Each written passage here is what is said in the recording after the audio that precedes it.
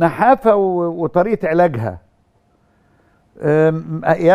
كورتيزون وربط الكورتيزون بالنحافه، وبعد كده بعد ما بياخد الكورتيزون بيتخن طبعا، وبعد كده بعد ما بيتخن وبيسيب الكورتيزون بيخس. ايه على فكره في نسبه نحافه كتيره جدا في مصر، وخصوصا بالنسبه كمان للاطفال. الاطفال بيبقى عندهم مشكله انه متعود ان هو ياخد سناكس كتير فما بياكلش، والاهالي يبداوا يضغطوا عليه ويبداوا يتخانقوا معاه، فده يولد عنده حاله نفسيه انا ضد عندي الاكل. حفيدتي برضه رفيعه، فتلاقي ضد الاكل ان هو الاكل قدامه مش عايز فعلا ياكل. ما بتاكلش. بالظبط.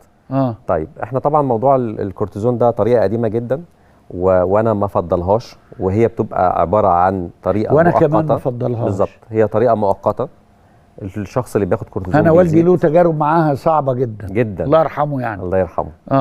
فهي الناس حتى اللي جربتها عارفه ان هو بيتخن في الاول شويه وبعد كده ما بيتخنش، واثار جانبيه كتير، فنبعد عن الطريقه دي خالص، مالناش دعوه بيها. تمام. طيب برضو احنا بفضل دايما الحاجه الطبيعيه. ايوه. فعندنا البايولين ده عباره عن اكياس زي الشاي كده. خلاص احنا سيبنا الكيتو. بالظبط. نتكلم عن البايولين. هنتكلم عن البايولين بتاع النحافه. اوكي. بنبتدي نجيب كوبايه ميه سخنه واحط فيها الباكت يعني زي ما بعمل كوبايه النحيف شاي. ياخد البايولين يفتح له الشهيه. بالظبط. واملى بقى الثلاجه بتاعتك عشان تلحق على الاكل، يعني هتلاقيه رايح جاي على الثلاجه. ده كلام محترم. بالظبط. والنتيجه ما بتبقاش في اول يوم، على مدار اول اسبوعين بيبتدي الشخص اللي بياخد بايولين بيبتدي يتفتح شهيته واحده واحده واحده واحده.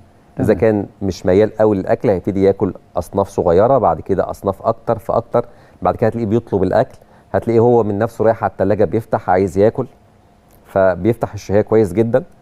وفي نفس الوقت بيبتدي ان هو ياكل اكل مغذي، فالاكل ده بيعود عليه انه يبتدي يزيد في الوزن.